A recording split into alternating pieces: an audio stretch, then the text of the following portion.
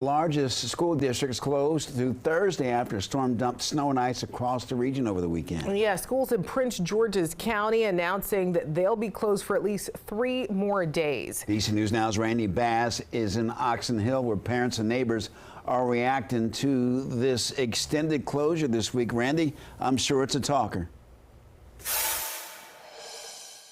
Yes, that big announcement came this afternoon. Prince George's County schools will be closed through at least this Thursday. That big announcement coming as parents and the school system work to dig out and clean up after this massive snow and ice storm.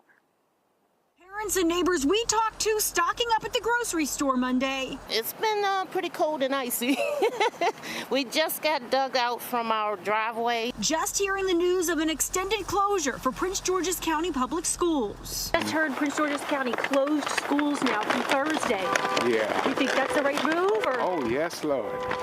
We got to protect our children. I think it's the right move to keep everyone safe.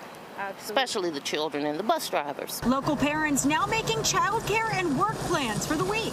The parents are going to suffer, but it's for the safety of the kids as well, because you got to think about your kid traveling in this. On Monday, DC News Now saw roads, parking lots, and sidewalks blanketed with snow here at Oxon Hill High School. Freezing cold temperatures expected to last through the week, keeping conditions slick around school grounds. Prince George's County Executive Aisha Braveboy says county plow crews are moving into neighborhoods. We will in earnest be in residential communities today and throughout the remainder of the week until all the snow is cleared. This is a huge progress over last year. Last year took the county 4 days to hit residential streets after the snowstorm. And when it comes to keeping kids fed, PGCPS is planning for emergency meal distribution for students this Wednesday from 11 to 1 p.m. at Drew Freeman and Greenbelt Middle Schools, along with Fairmont Heights, Laurel, and Surrattsville High Schools.